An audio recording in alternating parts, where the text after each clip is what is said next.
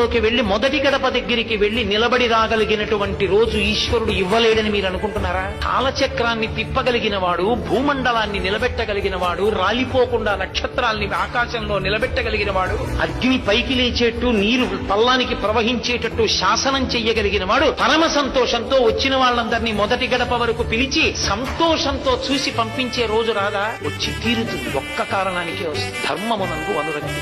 పరమేశ్వరుడికి నువ్వు ఎన్ని సేవలు చేశావు, ఎన్ని కిరీటాలు చేయించావు, ఎంత హుండీలో వేశావు ఎవరికి కావాలి? నువ్వు 7 కొండలు ఎక్కుతుంటే, నువ్వు రాజద్వారం దాటుతుంటే, నువ్వు ఆనంద నిలయంలోకి ఎడుతుంటే స్వామి ప్రహృష్టవదనంతో వచ్చాడు రా నా కొడుకు, వాడురా ధర్మమునందు అనురక్తి, వాడికి ప్రాణం రా వేదం అంటే, వాడికి ప్రాణం రా ఋషిప్రోక్తం అంటే, వాడు నమ్మి చెప్పుకున్నాడు, నమ్మి ఆచరిస్తాడు రా అని పరమ సంతోషంతో ఆయన నిన్ను చూడాలి, నువ్వు ఆయన్ని చూడటం కాదు.